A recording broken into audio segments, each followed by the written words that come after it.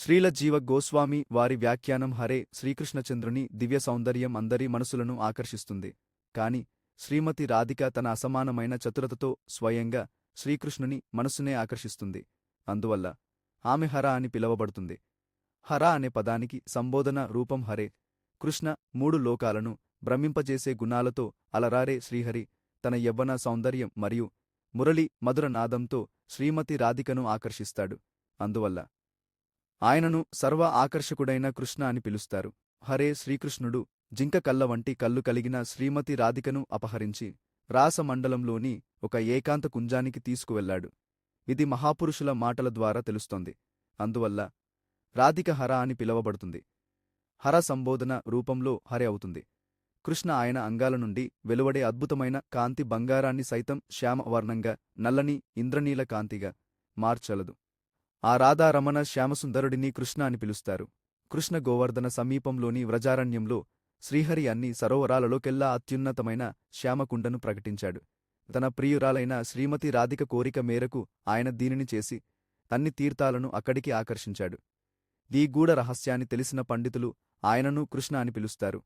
కృష్ణ బృందావనంలోని యమునా తీరంలో ఆయన చేసే లీలలు ప్రపంచాన్ని ముగ్ధులను చేసినప్పటికీ సర్వ ఆకర్షకుడైన ధీరలలిత నాయకుడు శ్రీహరిన్ మహాభావం అని పిలవబడే శ్రీమతి రాధిక యొక్క దివ్య ప్రేమకు ఆకర్షితుడవుతాడు. అందుకే పండితులు ఆయనను కృష్ణ అని పిలుస్తారు. హరే వ్రజంలో నివసిస్తున్నప్పుడు శ్రీకృష్ణుడు అరిష్టాసురుడు అనే బలమైన వృషభ రాక్షసుని ప్రాణాలను హరించాడు. రాక్షణంలోనే శ్రీమతి రాధిక పరమానందంతో బిగ్గరగా హరిహరి తని కీర్తించింది. ఈ కారణంగా శ్రీరాధ హర అని పిలవబడుతుంది. హర సంబోధన హరే హరే శ్రీమతి రాధిక శ్రీకృష్ణుని లీలలను అస్పష్టమైన స్వరాలతో పాడుతుంది మరియు కొన్నిసార్లు గాఢమైన అనురాగంతో బిగ్గరగా పాడుతుంది. అందువల్ల రసతత్వ విచక్షణ కలిగిన పండితులు ఆమెను హర అని పిలుస్తారు. హర సంబోధన హరే హరే బృందావనంలో రసనిమనుడైన శ్రీకృష్ణుని చేతుల నుండి జారిపడే మురళిని శ్రీమతి రాధిక సరదాగా దొంగిలిస్తుంది. అందుకే రాధికాదేవి హర అని పిలవబడుతుంది. హరాకు సంబోధన హరేస్ రామ శ్రీకృష్ణుడు పరిరంభ విచక్షణుడు పంటే కౌగిలించుకునే కలలో ఆరితేరిన వారిలో శిరోమణి వంటివాడు. గోవర్ధన కుంజాలలో శ్రీమతి రాధికతో కలిసి విహరిస్తూ ఆమెతో ఆడుతూ ఆనందిస్తూ ఉంటాడు. కాబట్టి ఆయనను రామ అని పిలుస్తారు. హరే శ్రీమతి రాధిక అత్యంత కరుణామయి. ఆమె భక్తుల కష్టాలన్నింటినీ హరించి దొంగిలించి వారికి ప్రతిరోజూ అంతర్గత సుఖాన్ని ప్రసాదిస్తుంది. అందువల్ల ఆమె హర అని పిలవబడుతుంది మరియు హరే అని సంబోధించబడుతుంది. రామ భజన చేసే భక్తుల మనసులు పరమానంద సింధువు పత్యున్నత ఆనందసాగరం అయిన శ్రీకృష్ణుని ఎందు రమిస్తాయి. ఈ కారణంగా ఆ శ్యామసుందర విగ్రహుడైన శ్రీకృష్ణుడిని రామ అని పిలుస్తారు.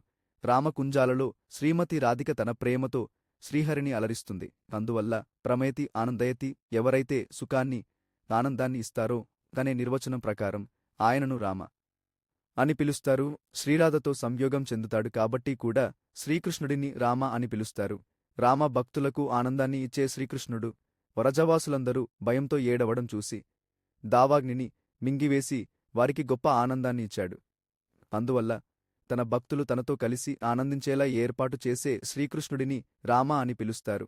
హరే కంసుడిని మరియు ఇతర రాక్షసులను సంహరించడానికి శ్రీకృష్ణుడు మధురాపురికి వెళ్లాడు. వ్రజానికి తిరిగి వచ్చి శ్రీమతి రాధికను కలవాలనేదే ఆయన ఏకైక సంకల్పం. ఆమె శ్రీకృష్ణుడిని మధుర వంటి ధామాల నుండి ఆకర్షించి వ్రజానికి తీసుకువస్తుంది. ఈ కారణంగా ఆమెను హర తాకర్షించేది దొంగిలించేది అని పిలుస్తారు.